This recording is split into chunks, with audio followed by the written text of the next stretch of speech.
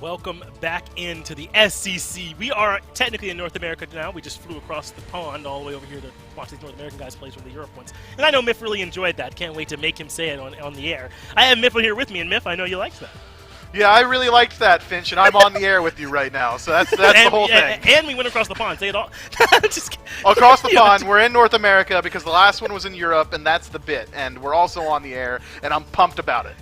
I'm pumped about it, too. I have to formally apologize for that, everybody. Thank you for putting up with me, though. Production made the right call, though. Let's go ahead and get on to the schedule and bail me out here for this next one. This is Tiburones versus the Average Joes. This should be a good matchup here. This is the El Leon team up against the Guy J Blugan Cope team.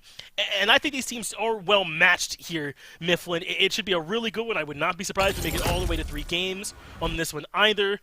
Take a look at where these guys make it out in the standings. Average Joes at that 1-2, but Tiburones are up at 3-0. This team has been really strong alongside the Artisans, and leading this as a surprise, the Hoops are all the way down at 0-3. It's the same in both regions here, Miff. The team we thought would be the dominant team in each region has struggled here at the start of the season. Yeah, Basket and the boys maybe weren't quite ready for the level of competition coming into the NASCC in Season 8. I mean, with Sturdy Artisans and Average Joes kind of making their appearance here, they're both some incredibly dominant teams. I'm super pumped to catch the Joes here today. Yeah, I had to say that I am as well to see what these two teams can do. The Joes and Tiburones here both, I think, should be fun performances to watch. But in particular, if we were to talk a little bit here about the Tiburones and what this Guy J-led squad has been doing so successfully here, Biff, I have got to think it is to be playing as a team and dominating this early game. What is your read on what this squad has been able to do so successfully here so far that's left them at this 3-0 spot? To quote Dave last week, I think that Cope is dope is a pretty big part of it. This guy has been a pretty dominant force inside the jungle. Somehow, he's been allowed to play that Tsukiyomi so consistently. Like, almost every single set, they're letting him play it. Kind of wild, if you ask me. And then Tsukiyomi, I think, around level 15, 16, just becomes one of the most dominant gods in the game. Able to just be that frontliner with this on-Chile Shifter Shield build, as well as just some of the best kill confirms in the game as well through Piercing Moonlight. Yeah, and then backed up by Spreen and Guy J as the backline, Blugan and he to set up the front line for them as well. This is a scary team, and this is the real truth of the world, by the way. Not a lot of people besides Cope play a Wheelish. But the thing of the matter is, if you do try and ban away that Tsukiyomi from, he'll just go ahead and play a Wheelish at a really high level. But to me, it's about what this squad is able to do as a unit as well. I think they have a strong early game, and then if you do make it into that mid to late with them even, you can count on this team to play well. Take a look at this scenario here where they're behind, so nuts. And he, for some reason, is able to make this deal happen. Should not happen. I think that was like, what, 200 damage, something like that from the actual clone hit, not even from the spear. Just nuts that happened. The other team that can play the early game, and also if they are somehow forced into a 35-minute match, the Sharks are comfortable there as well. It feels like kind of a damned if you do, damned if you don't situation, but I think the Average Joes are a squad that could potentially bring it to them in the early game, especially considering how they've been playing these last couple of weeks. Yeah, the Average Joes are a little scary for me. This is a team that had to make some adjustments in this roster. They have Leon kind of moving around the map for them as well. And just trying to make it work here for this team, right? Trying to see if they can find that consistent strat that will get this squad the dub. They have Leon, who was originally the mid laner for this team, moving over to support, and Baroneri stepping up into mid because they no longer have Dingadile there with them. And if I think that this has left them in a bit of a tough spot where they've been trying to find themselves as a team. Sounds like you think maybe they're there, though, now with this version of the roster? I think that this is a version of the roster that I'm much more excited to see because, for my money, Leon has never been the most impressive mechanical player on the planet. What he brings to his squads is the ability to shot call confidently and consistently. No one is yelling louder on a LAN or as often as El Leon, and usually when he's yelling, he's right. I think that now that he's in support role, he should be able to kind of get a little bit more active in that facet of his gameplay. Yeah, he's almost up to Mifflin levels of viable comms and also the most toxic trash talk you've ever heard, happening almost interchangeably. Yeah, I'm right there with you. This guy's a presence at LAN and just on the battleground in general, and he's setting up for this squad that I think really can't follow him up. I have been impressed with Griff and his transition over to PC, kind of from that console and being a reliable ADC for this team. That's something that I think that they're really going to need from him to be able to keep going. And Uzi, we all know what he can do in solo lane. I think we still do need, though, a little bit more out of Ishtao in the jungle. jungle for this team to kind of consistently get up to that level that we know that they can be at. And we'll get our chance to see if they can do that in the picks and bans for game number 1. Let's hop on in. It will be the Joes in that first pick position. And the question that we're kind of forcing ourselves to ask here is Cope over on the Sharks going to get to play Tsukiyomi, or will that be forcibly banned out by Joes in these first 3 spots like nearly everyone else does, no matter who they're playing against? Well, turns out the Joes are actually going to be in that second pick position, so maybe the Sharks going to be able to decide whether or not they get that Tsukiyomi for themselves. But I think now is more than ever, we kind of want the Joes to be allocating at least one of those bans towards that Tsukiyomi, because Cope looks so dominant in that pick, but there's so many gods that need to get banned, right? I mean, Athena recently coming into the meta, Yamoja Set, both incredibly strong as well. I mean, Sobek's been getting a resurgence. I mean, I can't fault him if Tsukiyomi does somehow fall through. It's on whether or not the Joes can get something of equal value when it's their turn to pick. I think you make the argument that Scylla might even belong up there too, with how dominant she could be in the middle lane. Not always on that ban list form, but I think one that's part of kind of that in and out that often happens in these third slots. Apollo 2 is up there. So now the Joes have the fundamental question: what do they use this last ban on? I think it makes a ton of sense, even if you're not against a particularly good Tsukiyomi player. But I forgot. Tiamat's so good. Yeah. Oh, yeah, you absolutely have to ban Tiamat. Okay, this is the problem. There's too much good stuff, Mip, and that's how picks end up slipping through. And it's not always Tsukiyomi for Cope. It's sometimes Scylla for a really strong mid laner, or Amir for a really good support. There's too much good stuff that can slip through, and it's Camazot's first pick here for the Sharks. And the Sharks are kind of acting a little bit kind of Heidi with their pick here, because Camazotz has not traditionally gone, I saw you laugh at me, I know Heidi's not a word, has not traditionally gone into the jungle for them. Sometimes we see the Sharks really elect to throw this Camazotz over to solo lane, because it has that sustain as well as the ability to bully inside of the lane itself.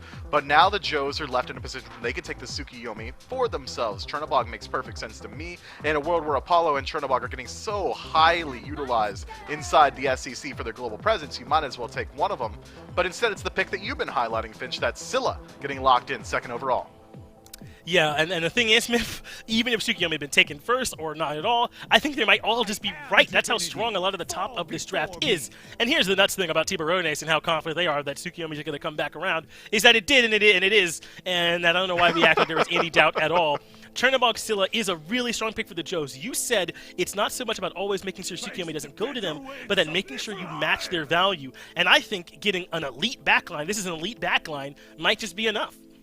It could be, but we'll see how the Joes round out this top 3. I think, if anything, they could potentially go towards the Khepri inside that support role to kind of deal with some of that single target damage that Tsukiyomi and Camazotz both bring. But the Joes generally do like to prioritize their support here in the past, so I think it's going to be very interesting to see where they go. And instead of going for the Khepri, they go for the Geb. Along that same line to be able to deal with that single target damage, but maybe not the best option there. Scarab's Blessing could have been very strong for them, but now, instead of having that revive, that 6th life for your squad, you've got a fantastic engage tool inside of Cataclysm, and disengage if it so comes down to it. Yeah, and I think that is going to pair maybe a little bit better with this Scylla in terms of reliably getting her set up. But I'm with you, Miff. In terms of execution, not much is easier than just putting the 4 on the guy that needs it, right? I mean, you're asking a little bit more maybe from the Geb pilot to reliably find it. But hey, he's just putting the Geb shield on you. So, hey, maybe about just as simple. We'll see how it works. That's likely going to end up in Leon's hands in that support role we're all thinking. So now we move into the secondary ban phase. The Joes still need a jungler and a solo laner. That is not missed by the Sharks. They go ahead and get rid of Tsukiyomi right away. Meanwhile, the Joes, they're not hemming and hawing. They're going right to that middle lane and trying to limit that God pool a bit. It's Eset and Morgan banned out. And with Scylla already taken, maybe not that many great options left down there in mid. Where do you potentially see the Sharks going?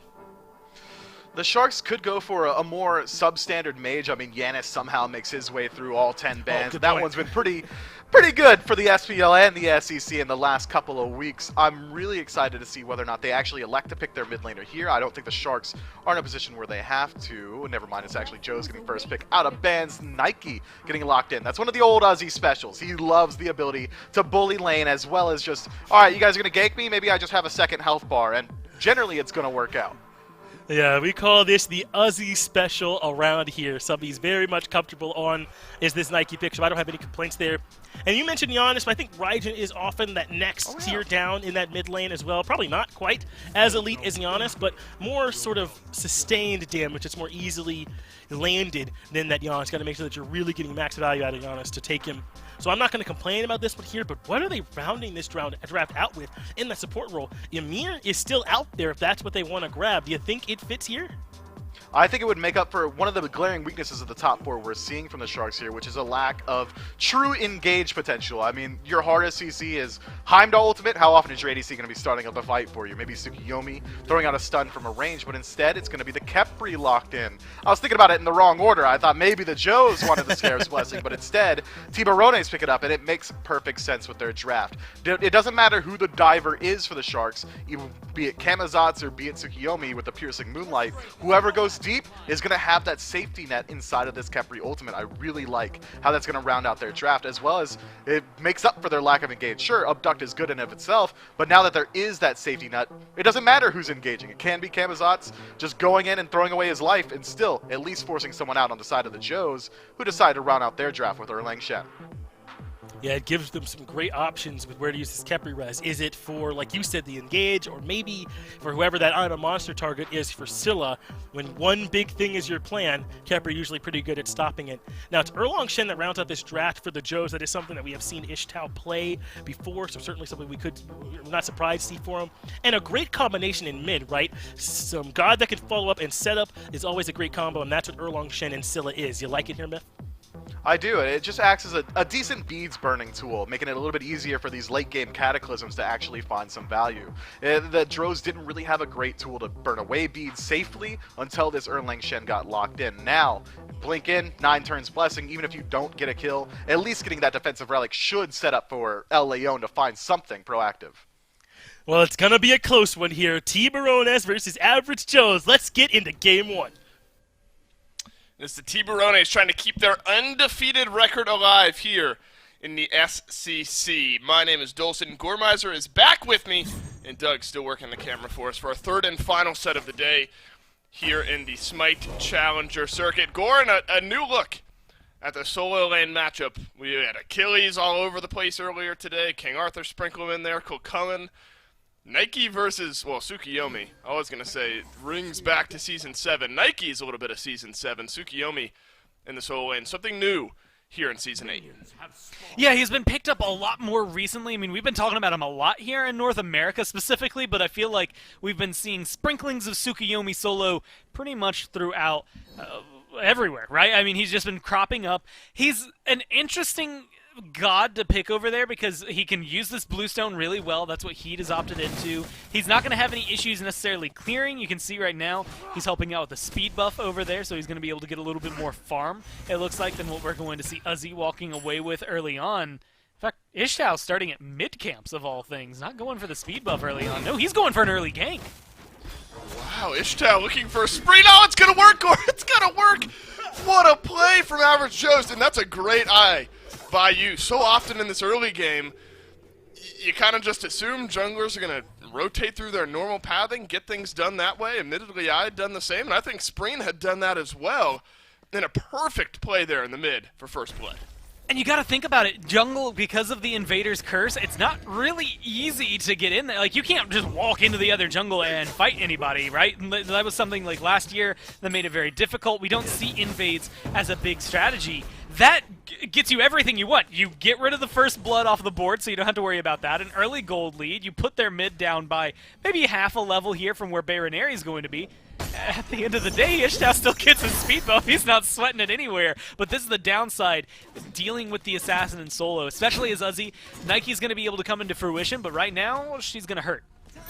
Wow, Ishtao all over the map right now. It's another gank, this time over to solo lane. Beads used by Heat. Jeez. Heat has done half HP to both Ishtao and Uzi here, so the Average Joe's solo lane and jungler need to be careful.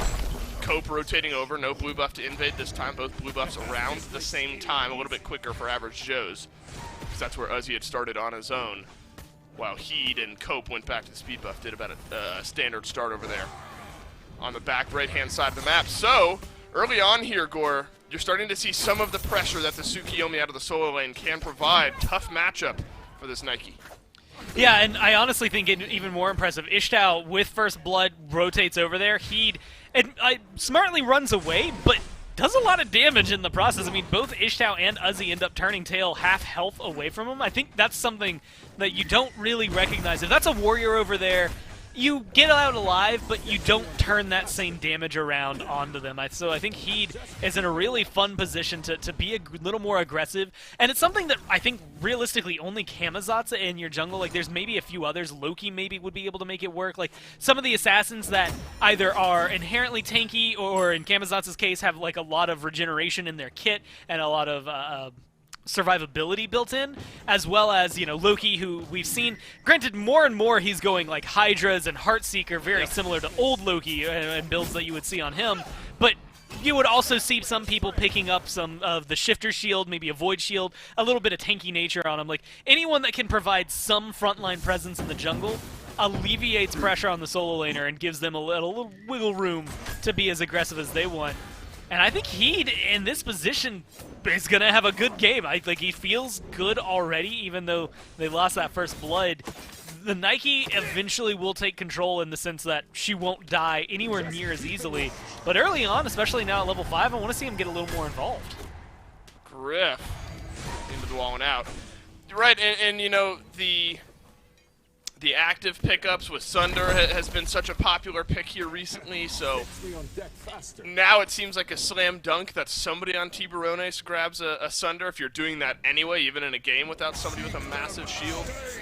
So Uzi might actually end up having a tough game. It's going to be all about engaging, getting that slow down, and then just trying to survive as long as you possibly can, but it could be difficult for Uzi as this game goes on. Ishtao, you know, you look at jungle builds, sometimes you don't know exactly what direction they're going to go. Cope obviously has some flexibility there with the Kamazats, maybe more ability-based.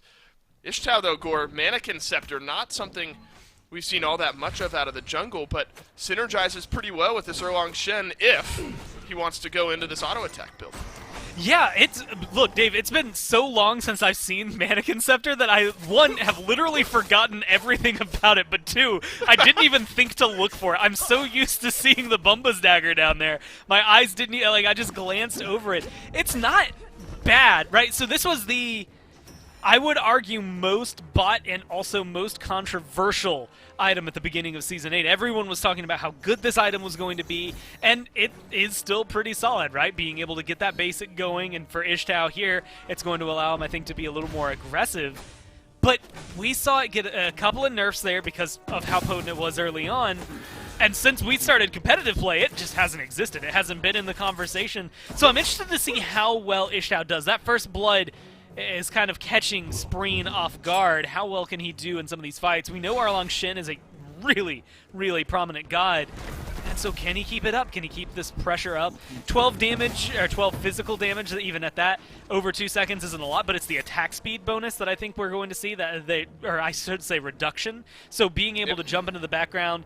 Ishtao here, up against Spreen, attack speed is actually a little important on maybe getting some Raiju procs there for the Raijin, but specifically slowing down someone like Cope, Heed, and Gaijay. I mean, there's so much. Like, Gaijay, look, Heimdall's not swinging that fast already. You're going to get it slowed down, right. And you're going to be able to feel that. And so if he goes for the Mannequin's Mace, which he will if he hits level 20, then we'll start to see that maybe come into more of an impact overall. All right, 10% attack speed reduction with the Mannequin's Mace later on in the game, so something to look out for Ishtao on this Erlang Shen, who shreds anyway. Now he's got a great jungle item to synergize with that build. Leon has to use the Cataclysm here, but there's 3 members of Tiburones waiting off to the side. Will Gaijay grab the execute on the end of this kill? No, still plenty of health. It's Spreen who ends up rotating over from mid, picking up the kill for himself. Bayroneri can close the gap here, but you need to be careful. Instead, it's one and done. Tiburones grab the pick and get out. And this is the interesting thing about Average Joes, and I was a little worried about it. Last week was Leon's first transition to support. This week, the second time that we were getting to see that. It's not the end-all be-all. I think Leon, look, by and large, in this lobby, I would say Gaijay, Leon are the 2 best players, right? And it's one of those things that you have to take into to past metrics, not just what we're seeing in the last few weeks, although the last few weeks may be indicative of even better arguments that can be had about that. And things like that, like, I don't like making declarative statements like that because the best player, quote unquote, changes from week to week half the time, right? It just happens to be who's playing well the day of. But I think intrinsically what we've seen from Leon in mid, what we've seen out of him in jungle, what we've seen out of him play and solo as a carry, if you watch his streams at all, he's a very incredible player. And jungle specifically, we have seen him be one of the most dominant forces in the past, and that's where the only issue I have with Average Joe's is that he is such an essential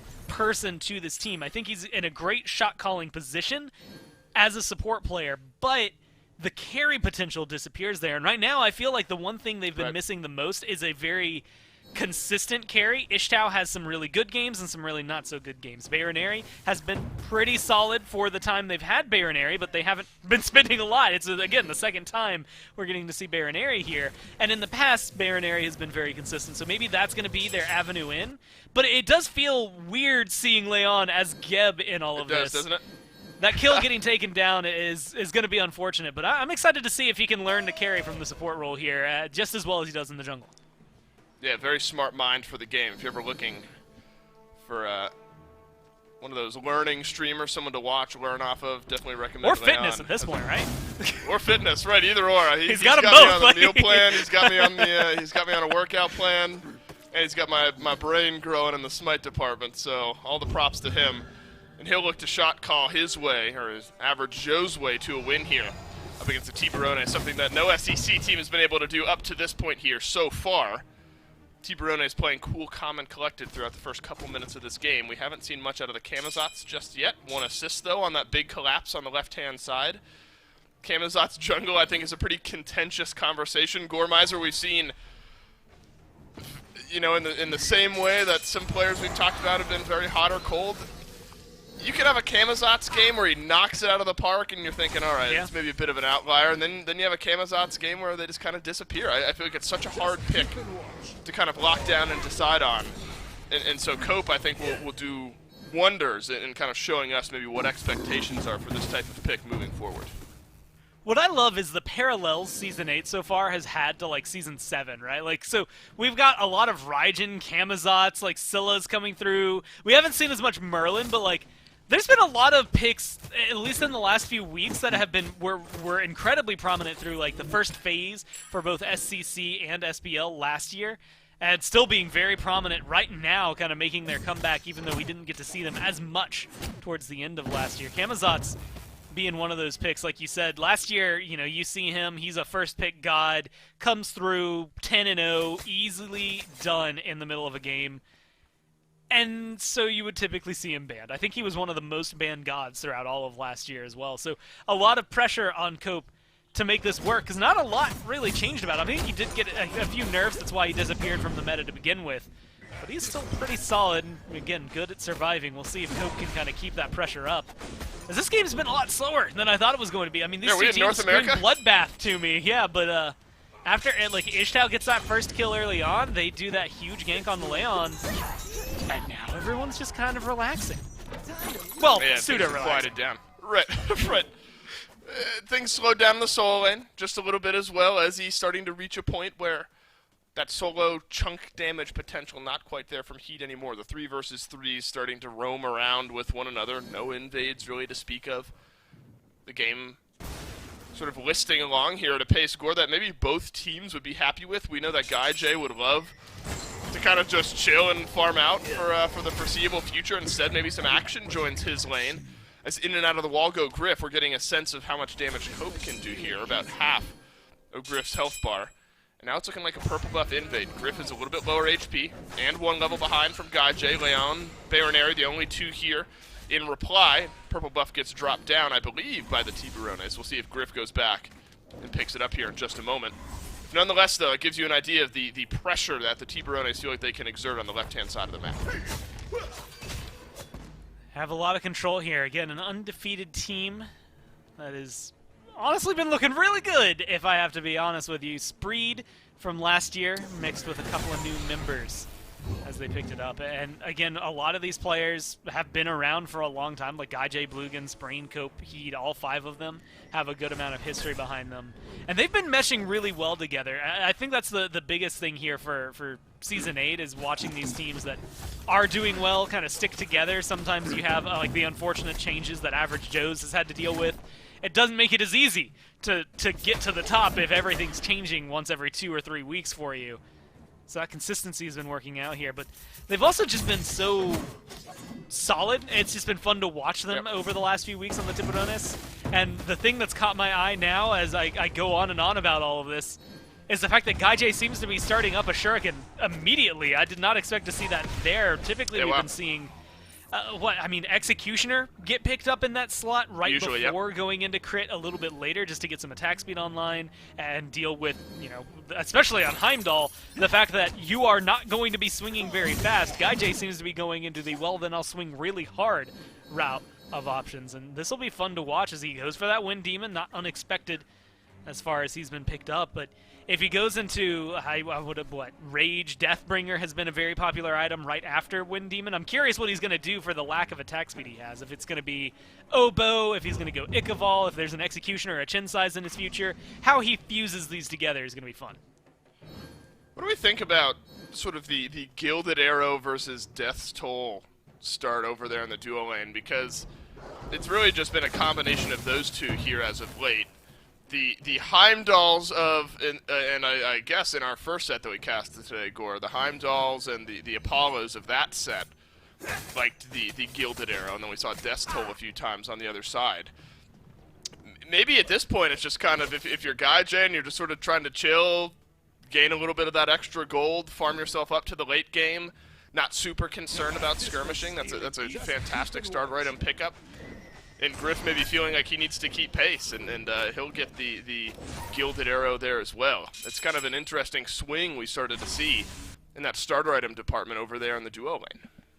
Yeah, that farm versus sustain kind of fight, right? Which one's going to be a little bit better? Gilded Arrow, I think at this point kind of being, like you said, a way to sit back, you can relax over there. From what we've seen out of Hunters this year, like you're going to have the 1v1s, maybe you want sustain for that, but for the most part, we're not seeing a lot of ganks to the duo lane. Like, we haven't seen early game ganks the way that we used to. We haven't been seeing a lot of fights happen over in duo until there's a big Fury focus. So it feels like the Hunters are getting off, in a way, scot-free, right? Right here, like you just get free farm.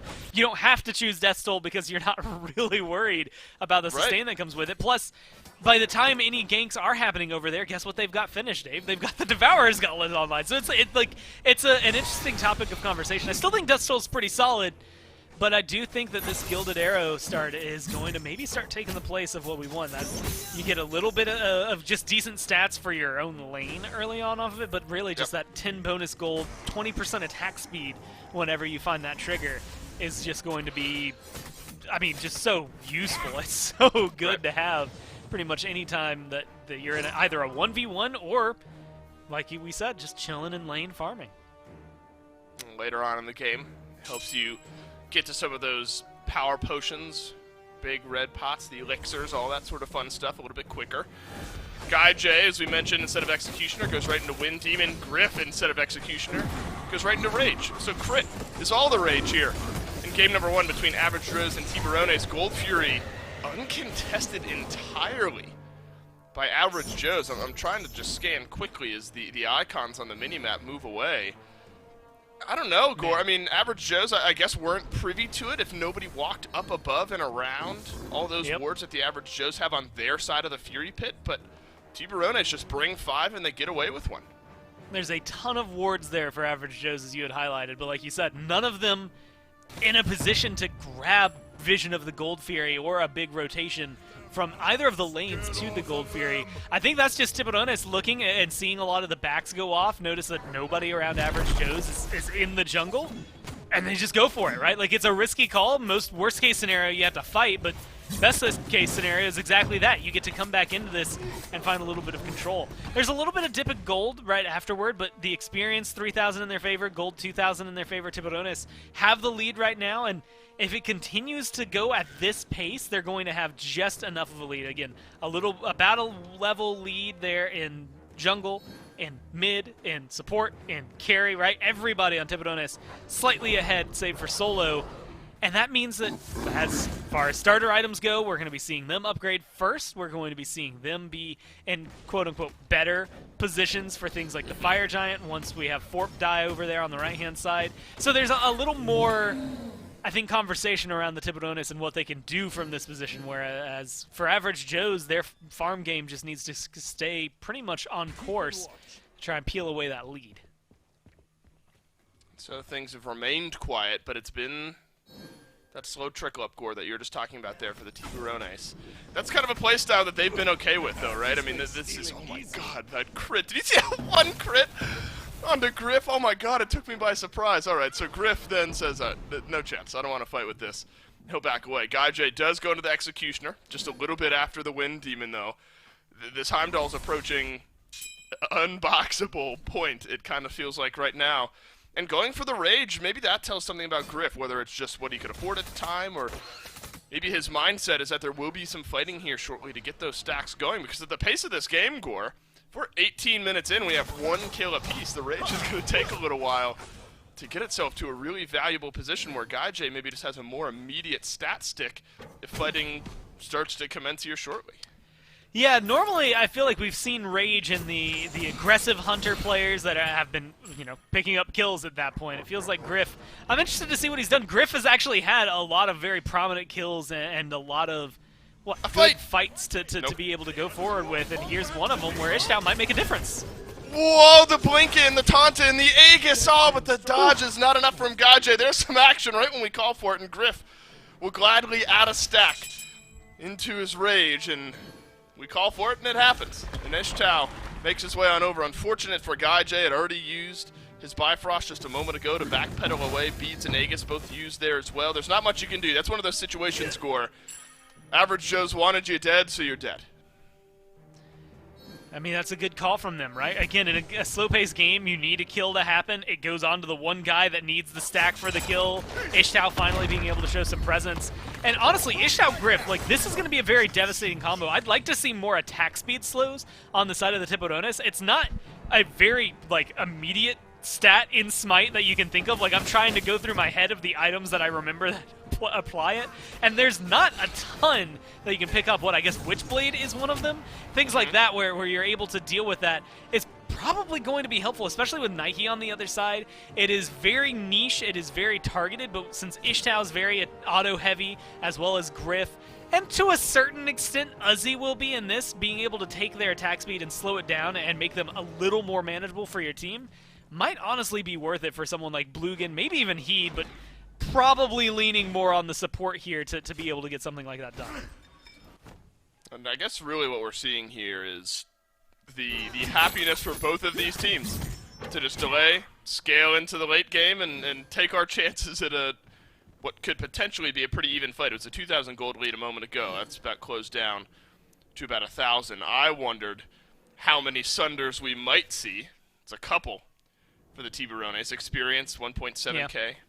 On their side there as well. So really what we haven't seen, and still the big question mark for me, Gore, is once these solo laners start to join the fight, because we've seen these small skirmishes, a bit of poking and prodding around the Gold Fury, one guy pokes his head too far, whatever it is. We haven't seen really the strength of either of these team fights. I think a lot of this for the average Joes is going to be Uzi being able to sustain, and Leon for that matter. You gotta think about the Geb shielding that happens as well. Those Sunders could make a big difference in these fights. And the thing I'm worried about, especially at this point, not only the big difference makers that will happen in these fights, but when you're 3 kills 21 minutes in, this is something, look, we've got years of EU SCC to fall back on. Games like this culminate in one big fight and then a team loses. Well, there's an Oni Fury for the Tiburones, and Leon is the one who's pulled on in. Spreen grabs the kill, and if we should have expected anything else, it's a one and done for both of these teams. It's a losing fight for the average Joes. It's another Fury over the Tiburones. This again, that playstyle we've expected from the squad, and the Pyromancer still up and standing. Could consider an FG. We're strong enough at this point, but instead it looks like the Pyro will be the call. Both Sunders got used, so maybe this is the point where Uzi can really make a big difference, but they're burning that Pyromancer. Honestly, maybe you just go for the Fire Giant here. Wow. Yeah, they're going to start it up, force the fight, get average Joes into an awkward position. They've been timid to get in there, So take advantage of it. They're doing it quickly. Gaijay is swaying. If we needed any more reminder of that potential, Griffin's going to have to crash down somewhere if he ends up channeling through with that ultimate. It might time out here, and he does cancel it, so now he has to walk his way all the way over. His Heat has gotten a free kill. No Sunder, so as he can walk through, the body blocks in the air perfect, but the slowdowns on the side allow him to weasel his way right back through. Spreen and the rest that were body blocking him on the Pyromancer side of the wall. It's an abduct onto Leon, so the Geb has respawned to come back into the fray. Died again. Bayronary drops the crush for some damage. And the slow, and he'll survive, and he'll be right back to the FG, go the Tiburones. I mean, just good play from them. I was admittedly surprised to see them go back into some of those fights, like half health, still turning around to show the average Joes what's for, but seemed to work out well for them because they're about to pick themselves up a Fire Giant. This has been classic control, and again, it's one of those awkward moments where if you're average Joes and you have a half-hearted attempt at a fight, which I will say that wasn't necessarily a half-hearted attempt as much as it was a they didn't have people attempt. And so you're trying to slow down Tiburones, but you don't really have the people to throw at the fight to make it worthwhile. And at the end of the day, all that ends up happening is like a bunch of stagger kills. It's very separated in terms of a fight. That's where the things need to start getting cleaned up for them. It was a problem last week as well, where it's just working together. I think we saw an improvement from Game 1 to Game 2 last week. I think we'll see that probably again today. But right now, it's been so slow-paced, and the Tiburones have just been kind of sitting in the driver's seat. And average Joes, once every now and then, once every, I guess, 10 minutes so far in each game, so twice, they'll reach over and they'll grab the steering wheel for a second, but they won't do anything with it. They're not really steering the game in any direction, and by the time that they feel like they might be able to, the Tiburones are back in control. So, of course, it's not going to go anywhere for them. Now they're knocking down towers like it's nothing. There's a ton of gold on the map. Not a tower or a Titan killing push as of right now. You get Tier 1, Tier 2 in left, Tier 1 and Tier 2 ideally in mid. Then you can start making a play for some Phoenixes to feel really adept at your capabilities and potentially even get a Titan winning play if you can win around one of these Phoenixes. Some high-powered baseball bats from Gaijay. Mach speed flying into the Tier 2 tower here. Bluegan's just going to tank up the remainder of the damage. You have to assume that's a Deathbringer to round out the build here for Gaijay. 3K is the gold swing on this current Fire Giant power play with 2 minutes left and then 1 minute until the FG respawns. As methodical as you like. Look, the rest of this game, we're 6 kills, 24 minutes in. And so no surprise that the Tiburones have been fine with take the left towers, take the mid tower, maybe go to the right tower. Fury will be up here shortly. And Gore, you wonder now if the call is, there is a Tier 2 tower in right, but if you want to start considering the Fire Giant that's going to happen in the next 2 minutes and 45 seconds, if we can get a Phoenix down on the left-hand side of the map, it'll make that FG all that much easier. Yeah, at this point, with the timer kind of, not necessarily playing against you, but really starting to put the pressure on for Tiburones.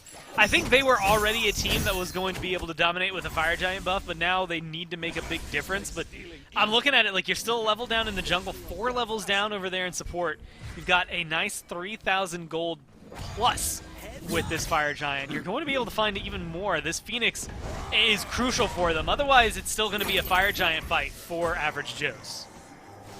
Well, Tiburones can kind of do this all day. It feels like Bluegan will walk in, tank a couple Phoenix shots. Gaijay with 2 auto attacks did, I don't know, what is that, a sixth of the Phoenix's HP. So this Heimdall gets free and clear to engage. It's going to be feeling good. Leon blinks into the backline. Cataclysm, but immediately has to leave. Now, it's a Sentinel of Zeus from Uzzy to go in. Bluegan uses the Scarab's Blessing, but it's onto himself. I'm a monster sidestepped. 4 ultimates used on defense from the Joes. 3 ultimates used on the offense from the Tiburones. That's going to buy some space for Uzzy to work in underneath this left side Phoenix. Half HP on the bird as Bayronary tanks up a shot or 2. And that would have been some damage had Spreen connected onto that Raiju. Leon is back, full health from his fountain. Gaijay works in. Last couple of autos is all this Phoenix needs. Uzzy separating it out, and the Phoenix does end up going down. Gaijay left a bit alone. He's going to have to get to the Bifrost, but it's off to the side. Oh my god, he's doing it! He takes it! He's going to get the 3 on the back line! My god, the madman did it! A triple on the back from GuyJ. I'm thinking no chance he sticks around a quad. Just one auto attack away. Game over, baby. GG, GuyJ, Tiburones. He'll get it done in 27 minutes. Look, GuyJ, that felt like he was left for dead. They were leaving his I know, ass I was so behind in sad. that Phoenix. They were out of there, man. And GuyJ does not care. He comes right back into it. What's And he like, doing? I thought, yeah, okay, you could probably kill Uzi, but dude, some of those crit pops that come through, that Wind Demon Deathbringer combo, we saw it a lot in the Pro League last Wow. week. We're seeing a lot here today. I think it's going to be around to stay for a little while. It looks pretty solid with no spectral armors on the other side. He's just gonna hit hard. That. What a way to, like, for a very slow-paced game. That's a good way to cap it. I know. You and I are kind of blowing through things. Here's the ebbs and the flows of this game. Then GuyJ just goes nuts at the end there. Quad for GuyJ on the Heimdall. Give him some time and then he'll climb. Game 1 over the Tiburones. Quick break. We'll be back for game 2.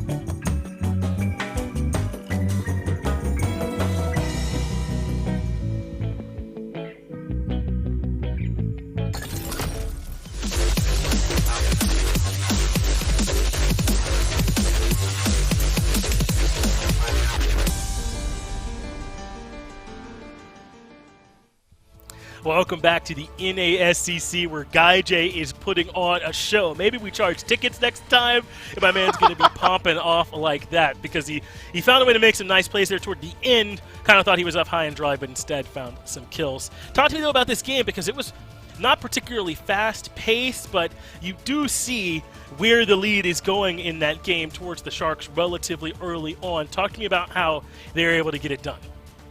It just felt like they had superior macro play, which is going to be the story of the majority of matches that go 15 or so minutes with only 4 kills coming through the wayward. I mean, at that point, it really does come down to who's playing the objectives better, who's controlling these mid-camps, and who's splitting their farm more effectively. And this time around, it was the Sharks. But maybe a couple of flashy plays from GuyJ really is what linchpins it for him. Great game from him. Starting off with Griff not doing too bad over there in duo, setting up a nice first blood, but it was control like this over the objectives that proved critical for them. And you kind of see what the idea was, because that was one of my big question marks for this one, Myth coming in, was this Geb play, right, for Leon, who I typically think of as such an aggressive player, and kind of taking a bit more of a facilitator role on. Did you like that look from here in this game, or do you think maybe that was fine and it was elsewhere for the Joes where they struggled? I think it came down to the Joes were a little bit slow on the rotations to the late game fights. I think both squads took a much more slow style, and then when you're going to do that, you have to make sure that once you do get to that 20 minute mark, that you are playing perfectly, because every mistake means more the later in the game that it happens. Wait, how are they going to do my man like that? Guy, that's a quadra kill, chat, okay? We only have to see 3 of them, but he got 4. No, don't even worry about it. Everyone saw it the first time. If he popped off on him, didn't make things look easy for them. But I'm right there with you, man. Guy J kind of sealing it all. Kind of nuts that you in with a quadra kill and in 4-1 and 4. You know what I mean? Yeah. Guy J was biding his time, is how I would describe this one. But it's not his fault. It was a slip-based game. You kind of saw it was 4-2 around like the 12-minute mark or so, and then you flash forward 20 minutes later. And then it's 4-2. It's just that it kind of was all decided on this bigger level play and how it opened up for the Tiburones, the Sharks, to kind of make their way in later on. Impressive game from them. And if you're the Joe, is this a pick ban play? I mean, I know you said it was the macro play you didn't like here, but is their macro improved with different picks, or is it just play on the field? I think that this time around, it really did come down to macro play, but they could have worked better on the field. The picks and bans can certainly alleviate some of those things. You can come in with a brand new identity. If the Joes so choose, they can come in with a much more early game slanted team, kind of really play around an aggressive support that might lean a little bit more so into LAO's God Pool and style. But I don't think that they can really take that game for granted as, all right, look, we got beat out in P's and B's. It's going to take a lot more than that for them to come out ahead. Well, that's good then. You want to make sure you know where the actual problem is. It's not simply a case of didn't come in with the proper tools. The application of them was not there either. So the Tiburones is now up 1-0 here, and the average Joes struggling, I think, up against teams of this higher quality to find these dubs. Tiburones on the precipice going 4-0 here. Now, myth, the Joes are going to show us something to slow this team down because they're having such a monster start to this team. And I think maybe getting Leon and Ishtow involved a bit earlier could not hurt. Ishtow was on a great pick forward on the Erlong Shin, so maybe not even an adjustment in terms of that pick selection from this team then, right? It's like you said, it's more about the execution when they actually got there. I completely agree, but that doesn't mean that we might not see some adjustments from the Joes Sure. here already. First adjustment, they decided to go for that first pick slot, so that means that they can likely get the Tsukiyomi if they so choose, or maybe even force the Sharks to allocate their bans a little bit differently. Instead, though, Tsukiyomi going by the wayside, the Joes do not want to deal with it at all. They don't want to pick it for themselves, they don't want to give it away to the Sharks, so they're going to go ahead and ban it in their very first slot. Yeah, I think this makes a ton of sense. Go ahead and slide that Tsukiyomi up there and make your life that much easier up against the Tiburones. And then Tiburones also going to be banning out that Athena. So far things are staying, essentially the same. More getting banned out here as well. But I wouldn't be surprised if we see that Guan Yu coming through as well. That's been a top ban for them here. It's 100% down at the bottom. That's going to show up somewhere likely for the Tiburones right there in that secondary slot. So, Tiamat going to be banned in here as well. Maybe I just continue the nutsiness. Is this one Tiamat's Tiamat? going to ban. No, Tiburones is banning. Now your first pick, you laugh and make them do it. What? Don't you want to pick it? Drop a little bit of Dave there on the desk here, huh? But makes sense to get Tiamat banned no matter what, though, right? Yeah, Tiamat But brings maybe you so wanna much pick it. lane No. control. Yeah, I mean, I probably want to pick it just because you can drop like your little scorpion things in a lane and it'll walk down and give you 2 lanes of farm as well as potentially take towers and phoenixes in the late game. Instead, though, the Joes bide their time, ban it out, and it gets the Tiburones to go ahead and ban out the set for themselves. So what does this leave available and on the board? Kamazat's yet again, but this time the Joes taking it first overall. But it is highly valued. I think you got a good point to bring that up here. These two teams both wanting to make sure that wherever Kamazat is, it's with them, even if it means having to take it up the top of the draft. But if you're Tiburones, doesn't X plus Scylla feel pretty good? Maybe even Yamoja plus Scylla here in this spot, but it's the Sun Wukong first pick prioritizing that solo lane. Okay, but look, you've been so good with the predictions so far that I gotta imagine it's gonna be the Scylla here, and I couldn't fault them for it if they do decide to go for it. I like Sun Wukong, just blanket statement, I like Sun Wukong, even if you do decide to flex it into the jungle, which we've seen happen a couple of times this year. Instead, though, I think it is more than likely heading over to the solo lane. We've been seeing Soul Eater getting picked up pretty often on him, and then kind of shifting himself into a more traditional tanky role. Apollo getting locked in second overall by the Sharks. I mean, I'm not going to complain. Global presence, fantastic scaling coming to the late game, and it ships away one of the best ADC picks so that the Joes got to go down their tier list as well. Can't fault them at all. No, you can. I think prioritizing that global presence makes some sense. Look for a little bit of solo pressure as well with these top 2 picks. And the Joes on the other side have kind of shored up their front line. I'm just kind of assuming this Camazotz might end up over there in solo. As they go ahead and take the Chernobog here, I think that makes some sense. It's pretty easy in this next ban phase if you're the Tiburones now to already have Apollo. Do something like Churn, Danza, Churn, Heimdall, and kind of really box in the Joes. So they go ahead and make sure they grab Chernobog so they can match that early pressure. Nobody else really can keep up with them the way that these two can keep up with each other. And it's going to be a Ratatasker locked in by the Sharks here. So now, if we are going to assume this Camazotz is going in the solo lane, we can also assume that the Sharks are likely going to toss some more bans towards the jungle, whereas the Joes likely going to allocate their bans towards either the mid lane or support, likely going to be support, maybe trying to shore up a little bit of what is available to them. Sharks go ahead and ban out Aphrodite in their very first slot, targeting a little bit what the Joes are capable of doing here. And it's a very strong ban. Had Aphrodite made it through here for the Joes already, we're seeing how good the front line is that they have. Sobek and Camazotz would be fantastic kiss targets just to make sure that that back-off damage is always coming through. And it's the Joes banning the Geb here themselves. Maybe just don't want to have to reprise that role here on the side of the Joes and worry that it might get picked up by the Tiburones. I was not overwhelmingly impressed with it in Leon's hands in game at number 1, but looks like they're going to go ahead and remove that. Well, since they already have this Sobek here for themselves, a strong enough Guardian pick in its own right. So the Tiburones elect to ban the Cthulhu and the Aphrodite. All magical damage, which this draft for the Joes desperately needs, yes, but seems as though they're thinking that this Camazotz might be going towards the jungle towards the jungle here this time and not towards solo, where it often can flex. Maybe hedging their bets a bit with this Cthulhu ban is what they're working on. Whatever you plan on doing, we just don't want Cthulhu to be a part of it.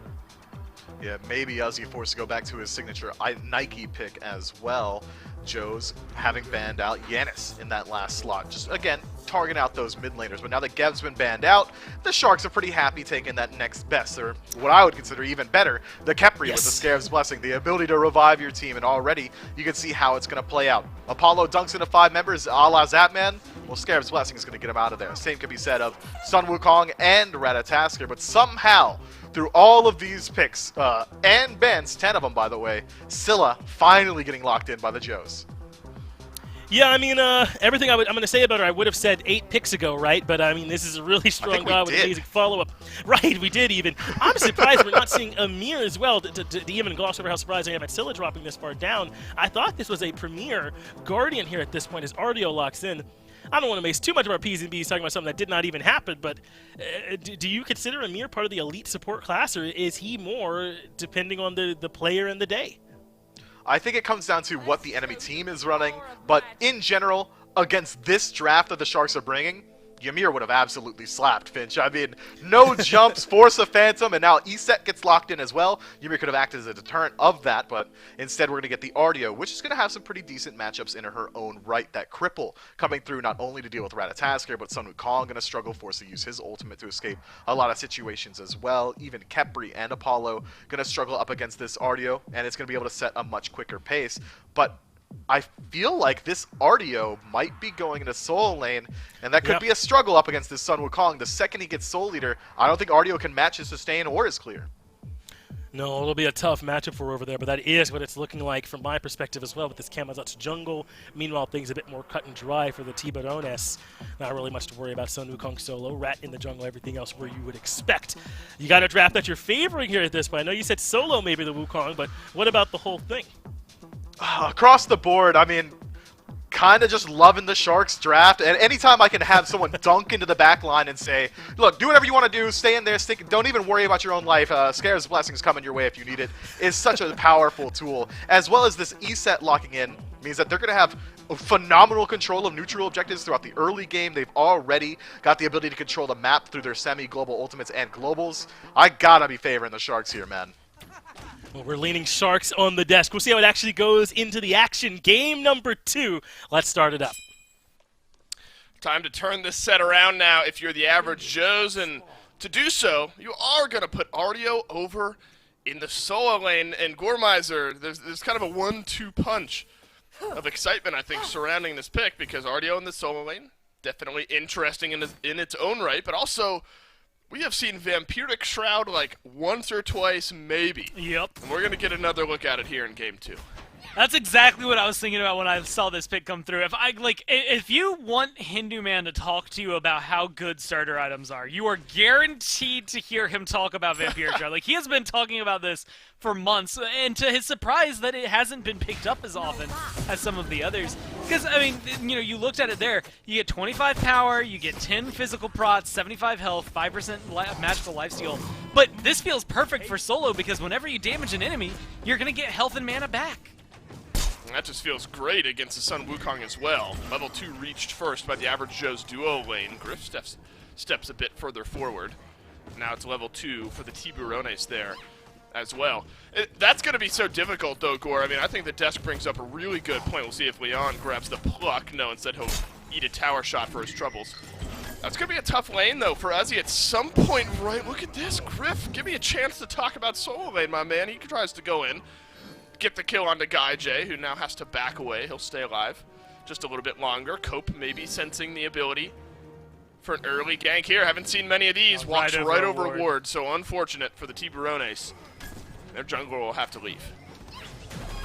But like you were saying with the solo, it's going to be difficult as Uzi goes on in this game to keep up with it. Like, even with the sustain built into Ardio's kit, even with the sustain from Vampiric Shroud, Wukong, especially a Bluestone Wukong, once he gets anything like a Heartseeker or any of the items that we're typically used to seeing on a Wukong. I completely misspoke there as the item name. But either way, it is one of those things that we've gotten used to seeing him pick up and have that sustain that comes through, as well as the fact that he's going to have all that bonus damage. It's just going to be so difficult to deal with him anytime you, at least alone, try to attack him. Things like the Soul Eater that he picks up, that's the one I meant to say, are just going to make it even more difficult, even with Ishtal making the rotation over. You know, Camazot's not necessarily known for, I don't want to say high bursts of damage. He has high bouts of damage the same way that you know, most assassins do, but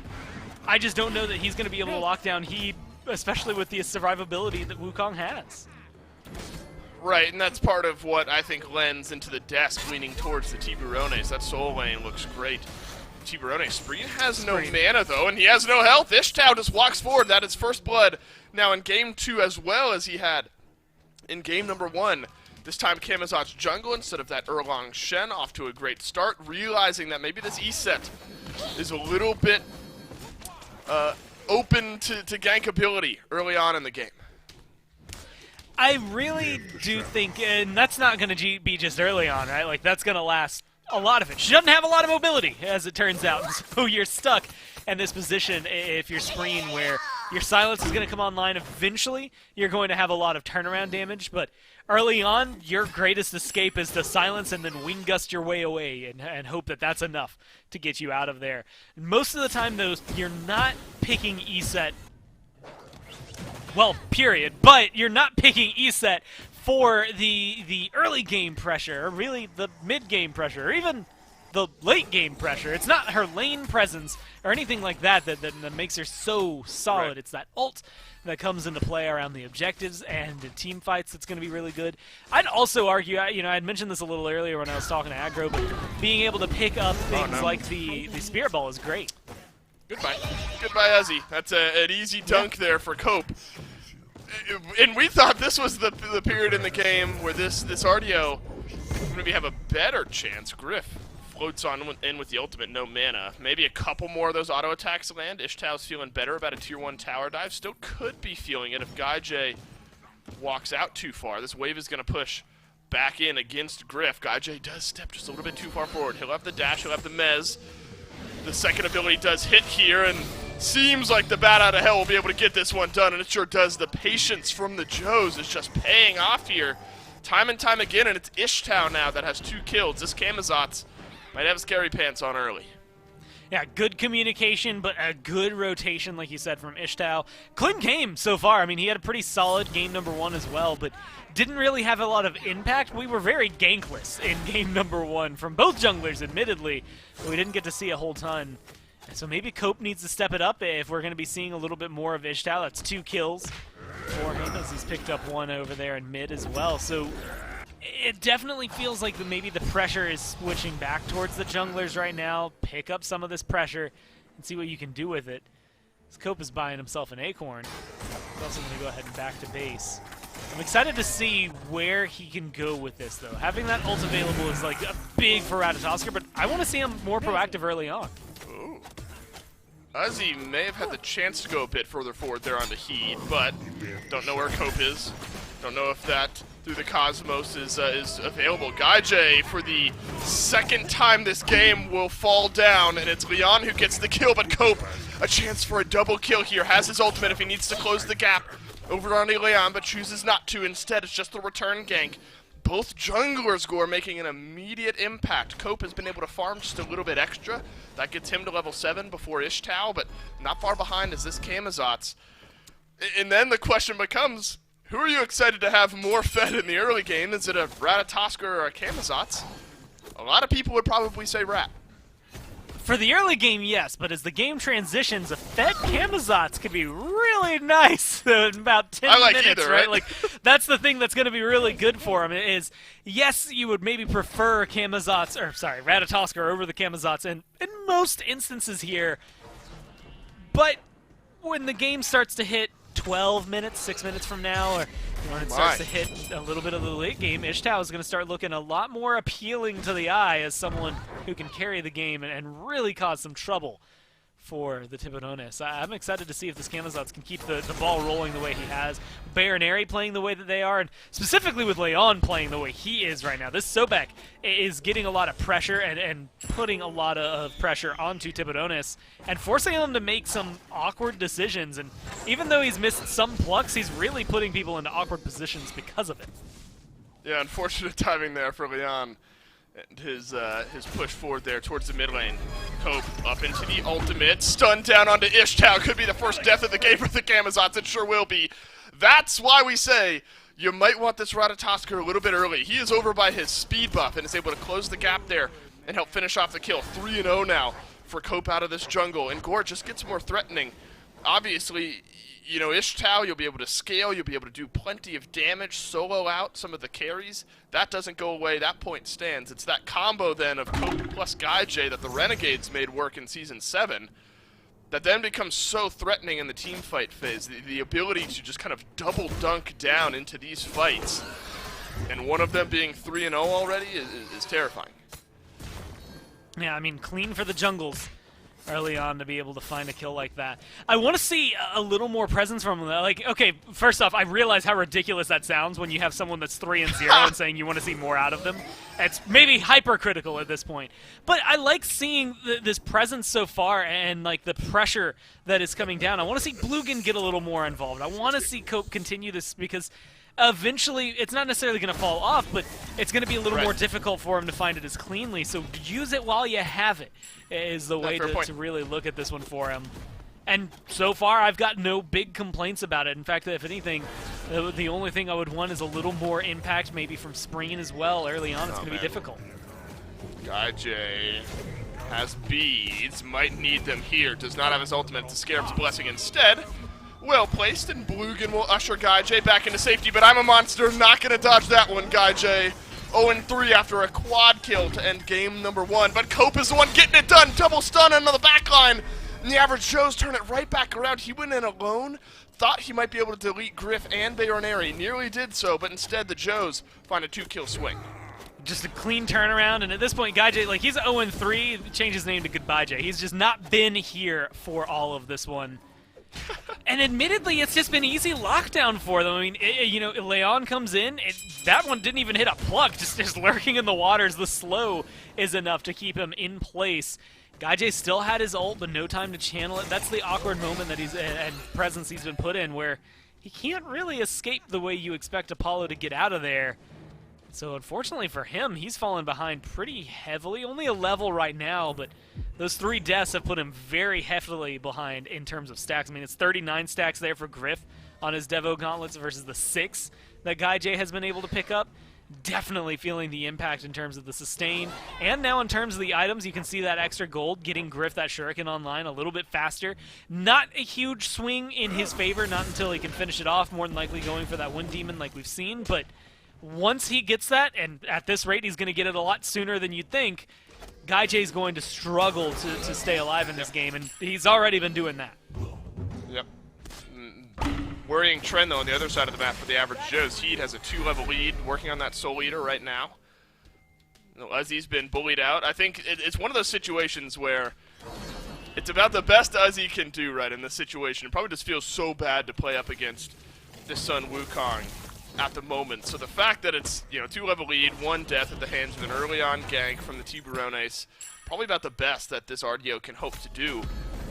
But Gore, then the worry arises. The worrying trend I speak of is then when rotation time comes about, 1 level difference right now, but 1, 1.5, 2 levels potentially, depending on where the waves are pushed out and where the XP lies. Heed maybe can really be the big difference maker in these fights, whereas he's just going to be a little bit behind. Yeah, I mean, Uzi is going to be coming in and more or less is just the other front line, right? A little bit of sustain that comes in for that, so maybe there's some itemization that could be done with that, but right now he's going to be the rotationary equivalent of just another tank, whereas I expect Heed to have a big impact. Even here, he's making his rotation in. Leon lurks in the waters, but it's defensively massive crush on the back end from Baroneri, but Tiburones still fighting forward. I'm a monster, no good. GuyJ dunks down, kill onto Leon, and then the Mez to usher himself out. Unfortunately, Baroneri will root him down into place, and Uzi picks up the kill on his rotation over from the solo lane. Heed ticking away, and the Scarab's Blessing gets used, but will not be detonated. Heed survives, would have survived either way, so it's a 1-for-1 trade, but GuyJ for Leon. Average Joes are happy with it. Yeah, more than happy with it, especially if they can pick up this Fury afterward, although Glugan's in the area, so is Cope. They might go for this. Oh, they want the fight afterwards. Cope grabs one. Uzi trying to turn around the damage. It's a stun on either side there. Spreen walking away from the fray. Blugan maybe looking for re-engage. I know. If it's me, I'm chasing these to the ends of the earth, which is why I'm bad at the game of Smite. But Tiburones very smart. They pick up 1 extra kill on the back end. They lose the gold free, but at least find that 1 extra pick. It's that balance of tunnel vision versus, that gold chart. responsibility, I guess, that comes in on the other side. That is hard to keep in track, and so I'm impressed that Tiburones don't run as deep as they could have right there. But at the same time, I mean, that seems to fall apart a lot quicker than they would like. GuyJ goes in and almost instantly gets melted down before he can do too much. I think this is something that we are going to have to see change. GuyJ is at the same level. His farm isn't necessarily falling behind in terms of experience. He's got 2,200 golden hands, so that's going to be a nice pricey back when he does finally go back to the base. But he needs to be a little more cautious, honestly, in these fights. He hasn't gotten his Aegis yet. He'll get that on the next back as well. These are the strengths that I think are going to really escalate him. I still think he's going to be a nut job in the late game, right? It's Apollo, and as long as he has items, he's going to be just fine. It doesn't matter if he's 1-4-1 or 4-1. He's going to be able to find a lot of those kills that he needs. And this back is going to be maybe the most important for him. Won't quite get the Wind Demon that we just saw Griff by, or will straight up be able to afford it. Oh my god, I didn't think he had that much in his pocket. No. But he's going to be able to get that, get his Aegis, and just like that, he's right back on track. Right, the difference was in the level department, you feel like, but no longer. Still level 13, probably XP differential to the tune of maybe half a level there. But keeping up the item department then becomes ever so important. Just a little bit behind on his Devourer Gauntlet stacks, a little bit more farming. We'll get that one completed, so hasn't fallen so far behind, given the state of his KDA. Average Joe's put some pressure there early, but didn't necessarily sustain that pressure. It's just been a couple of fights that didn't go GuyJ's way on the other end of things there. Mid lane score have largely been left alone throughout the first 14.5 minutes of this game so far. 102 for Baroneri. I was wondering if maybe there'd be a gank from Ishtal, but the Sun Wukong able to survive and get away. Baroneri has been able to free cast in these last couple of fights score, and that's going to be the big thing that needs to change moving forward. The Tiburones are going to have to find that stun, have to find that dive, and luckily, you've built a composition that can get into the back line just using those ultimates. The thing I'm worried about here is even though I feel like in the last few minutes, I guess 15, we've seen average Joes, at least in my mind, dominate the fights more. They got that fury. They've been controlling this game more or less. At least that's what it should feel like. And then I look at the numbers, and they're still technically behind in gold, right? It's not a huge lead in terms of the Tiburones, but experience, you've got 2 levels in the jungle, 3,000 total in your favor, 2 levels here in solo as well, and that's shocking to me. Like, I don't know, it's just Tiburones are farming a little cleaner, they're splitting a little bit better. You can see potentially this Watcher's Gift conversation coming into it, the Watcher's Gift going up against the Sentinel's Gift, as it has since been renamed, going up against something like Benevolence, because those two have been the conversation the last couple of weeks, or I guess last week really, for supports and whether or not one's going to be better than the other, more helpful than the other.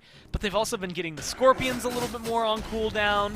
It just feels like the Tiburones, even though again it's a very, very small lead, have cultivated a much better farming style, and that is really what's setting them apart. And admittedly keeping this game more in their favor than the average Joes, even though the average Joes have played the fights better. A 1-4-1 Apollo is worth the same amount of gold as a 0-1-5 Chernobog, and I think that's kind of telling about how farming in this early mid-game has gone for the Tiburones. Uzi, plenty tanky enough, might try to chase down Cope here. There's a collapse coming. 3 members of the average Joes rotating over from mid. Both of the Hunters, the 2 that are not participating in this fight. Griff able to join the fray, maybe just a little bit quicker depending on how long it takes for him to decide on a target, but expect to see a lot of this. The Hunters left alone in this lane. Both ultimates get used once a team fight breaks out. But luckily for GuyJ, I suppose, you're able to kind of choose your landing spot a little bit more effectively. Griff has got to go to someone. And that can sometimes get sticky. But look at this. Average Joes, they've got the timer on this Fury. They've got the Oracles down as well. And so the Fury breaks forth. It's an Oni Fury this time around. Would do wonders in helping force some pressure. Might see a fight over the big objective. Yeah, I mean, Heed's made this rotation over here. You can see Uzi kind of hanging out in the wings of the fight, but realistically, having Heed, I think, in the front line alongside Blugan makes the big difference. Has that Soul Eater fully stacked, Shifter Shield, Ankile all ready to go as far as he's concerned. They're going to start it off with a pluck on Leon. Cope goes in first, and he'll get out alive as well. Has the Ratatosker ultimate if he wants to re-engage on the fight. Heed, Somersault, Cloud. Let's see where Cope ends up going. Dunks right back down into the back line, or the front line rather, and it's Leon who has to now dash away. Uzi survives, but the detonator, the circle of protection from Spreen gets it done. GuyJ saved his ultimate there as well. You don't usually see the Apollo ult use this chase down, more of an engage from the other side of the map, but GuyJ snags the second kill, and if the Tiburones get this Fury, it'll be a big lead for the red side. I mean, look, channeling his inner Young Bay, right? Rocking the TSM skin, trying to make sure he can look just as good as you can on this Apollo, and he does so far. I mean, again, what was it, 1-4-1 going into that? Now should be 2-4. That Spirit Ball works out well. Spreen, again, in an awkward position, I would argue, because when you have to use Circle of Protection for, I would say, literally anything that's not an objective secure, you are a little nervous around the objective afterward, but luckily they win that fight so heavily that Baronary, nor Griff, nor Ishtau really feel like they can get back in there. And it doesn't lead to a huge ton on the map or a change of game state. In fact, they don't quite get that tier 1 tower and left. That minion wave just barely saves that one. So it's still technically alive. A lot of gold on the map for either of these teams to really start scooping up. 6 towers on one side, 5 on the other. This Fire Giant fight is going to be incredibly crucial, imperative, whatever word you want to use for it, just dictate where things are going, and He'd got that one while he was in the air. Must have been Bluestone, ticked away the last bit of health there from Ishtau. Cope now sensing blood in the water, as Sharks tend to do. Dunks down, Uzi falls. 3 remaining members of Average Joes. Oni minions ended up getting the tower on the left side of the map, just by the way. Now the Tiburones, Heed, low health, low mana, still can tank up the Fire Giant plenty. And the Tiburones will start it. This is where Leon can come through his ult, an easy way to get in there, CC immunity, but Baronary as well, big steal potential. Griff can slow people down. This is not an easy win for the Tiburones, even though they have control. Baronary is going to have to use I'm a Monster to try to steal the big objective away. Tijuana Tiburones grab the Fire Giant.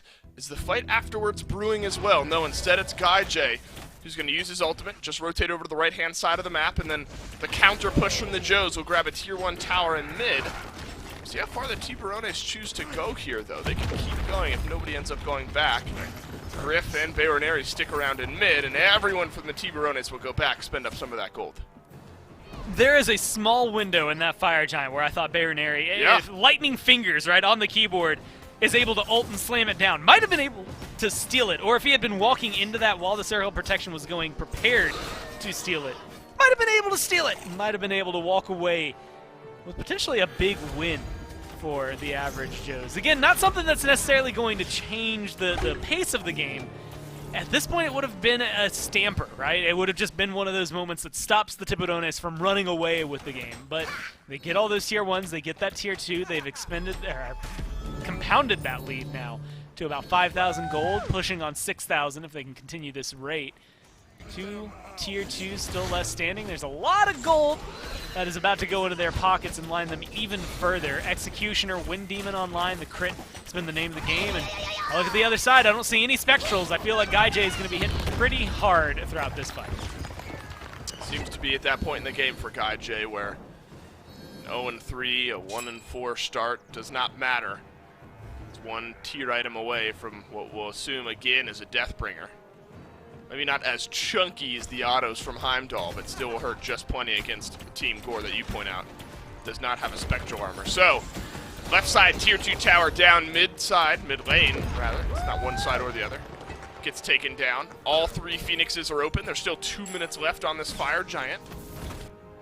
No other objectives left on the map, Gore. We're looking at a siege here. How confident do you feel the Joes are underneath one of these Phoenix lines and keeping it alive?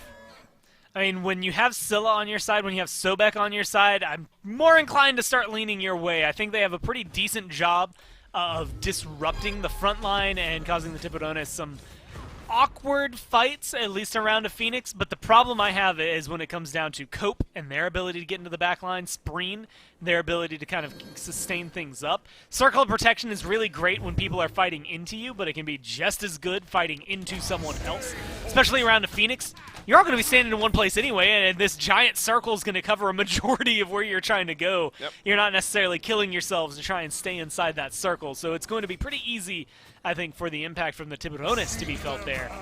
And so Leon, as well as Bayroneri, are going to have a pretty big impact, I think, on the defense, but Ishtao, Uzi are going to have to pay a lot of attention. I think Ishtao, in terms of getting to the backline, maybe disrupting the Tiburones, but Uzi, in terms of either watching for rotations or being the peel master themselves. Whatever you can do is going to be crucial here, because otherwise your carries are going to fall down right before you, and even as a support with the Phoenix, you're not going to be able to do much alone. Oh, Leon blinks in, gets silenced out. Blugan now's the front line that's eating most of the damage. There's about 30 seconds left on the Fire Giant buff for the Tiburones here. Heat and Cope in the mid lane. Taking down the damage on the mid lane. Phoenix is this Ratatosker. Got it down to half HP. It's a 3-for-3 split. 2 over in the mid, or 3-for-2 split rather. And Heat and Cope have nearly gotten this Phoenix entirely dead here. You just got to dunk down and do a little bit more damage. Uzi has to dash away here. Circle of Protection gets used. Blugan will maybe need some of that healing. Doesn't end up getting popped. Instead, Blugan gets popped with the Scarab's Blessing still online. So a bit disjointed here from the Tiburones. That's opened up the average Joe's Gore to find a couple of picks, and the Phoenix line defense stands strong. Well, mid ends up going down, though, thanks to Cope and their ability to split push. Not going to have the Fire Giant. Honestly, Cope, if they had their ult, I would argue maybe even go in and try to peel or attack alongside Heat. They might be able to get something done. But at this point, I think we're looking at a kind of opposite defense that could come through. Maybe they're going for the Primal Fury? I mean, this could be a good pickup for the Joes in trying to deal with the next Fire Giant. It does feel like they're missing out on some gold that could immediately line their pockets. They don't really have any pressure on the map, though. That's where things get more awkward than you would like them to be, right? You win this fight, you're really ready to go forward, and there's a Primal Fury. I guess technically now the Pyromancer, but you don't have any minion waves supporting you, so going for a tier 2 or even that tier 1 on left doesn't seem like it's going to be able to happen. You don't have a Fire Giant respawn just yet, so you can't go and get there. Instead, they just have to kind of take the consolation prize, back off, and now regroup themselves in a better position now to fight around this Fire Giant. Not quite as far down, and not the worst case scenario for your middle Phoenix to be the one that falls down there. Mid and right makes it pretty easy to rotate back into the Fire Giant pit. Left is definitely the one that is a nuisance. So luckily for the average Joes, they're still going to be able to be pretty present here without having to sacrifice too much to get back over to the fight. Still shows the damage that Cope is able to do if left unchecked under the mid lane Phoenix. Spreen, kind of the central focal point of a lot of these team fights, just picked up a Sentinel's Embrace. So if Tiburones thought that they weren't going to get some of that nice split-up protections, not the case. If we can fight around Spreen, we'll all be a little bit healthier, a little bit better off. You want to do that with the Circle of Protection anyway, depending on where that gets placed. So this next Fire Giant team fight looking good for the Tiburones, but Average Joes still have a little bit of air left in those lungs. It's a root down onto Uzi. But look at this on the back line. Cope has found Ishtau. It's the stun, but then the immediate beads used by the Camazots. Cope dodges it out. It's a double knock-up on the back line from Heed. Tiburones surge forward as health bars melt for the Average Joes. Cope is still lurking over to the left. Uzi off to the right as well. It might have just bought enough time for the Tiburones to start up the FG. Yo, let's give some class. Smart guy Blugan. Lots of crit causing him trouble. Every time he steps forward, Griff just beats his health bar down with that crit. Goes for the spectral armor. Now he's able to get up there, and look at his health bar. He's perfectly happy with this presence. Gorleon's going to die here. Griff and Bayroneri will have to see. Bayroneri gets stunned down. Sikkim connects over onto Guy J, who had the Scarab's blessing on himself, so could fight a little bit further forward.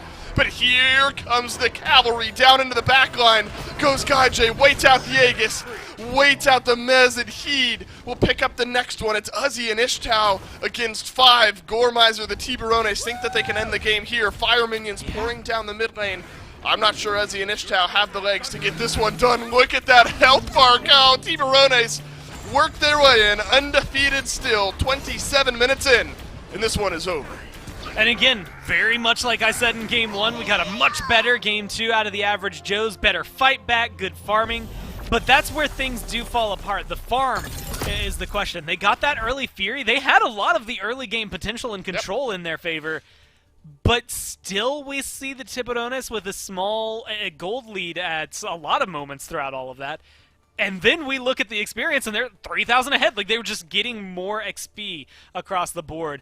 That is what I think needs to change. They figured out a lot of the team fight problems I think they were focused on in last week. And again, they're just now dealing with a lot of these swaps. I do not expect this team to come in swinging hot, and they are already, I think, hitting good expectation for what we're expecting.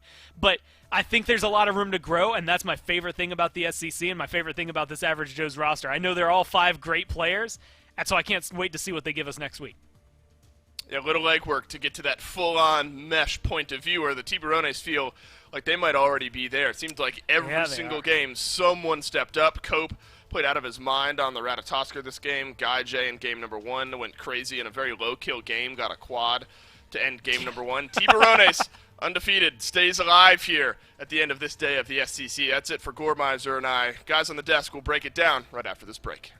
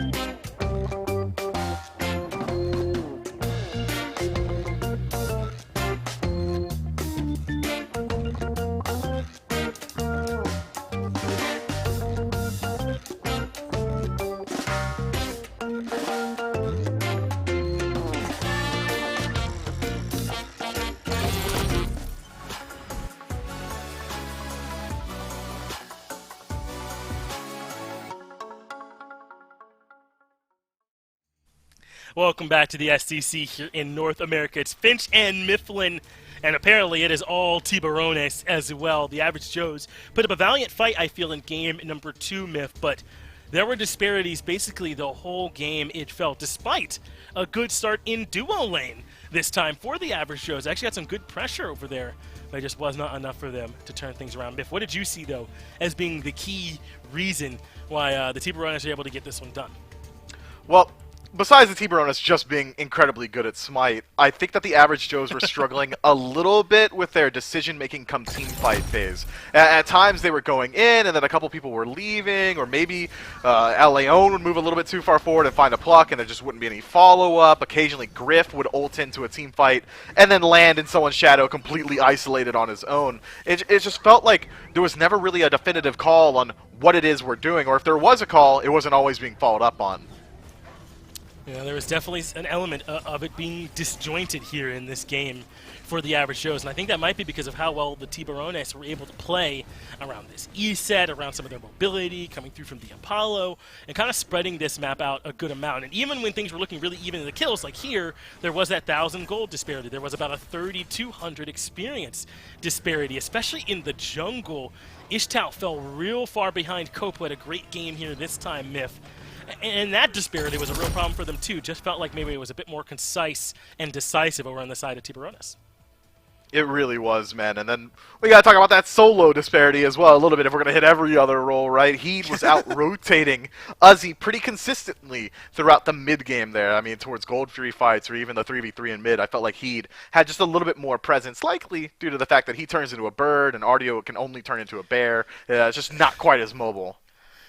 Yeah, Bears just be out there losing to Mifflin. You know what I'm talking about? Like, you got to pick something a little bit better if you want to end up in trouble. So, no, I'm right there with you. I think that there was a little bit more presence with Cope, too. You saw he came over there for their first kill of the game in his solo, rotated with his ult and kind of set up for his team to get off to a really good start. So congrats to the Tiburones, who continue to be undefeated, and one of our very better teams in the SCC in general, especially here in North America. Miff, any closing thoughts on this center, or really, I suppose, on the SCC in general, as you see the Tiburones up there at the top? Closing thoughts on the SCC for the day.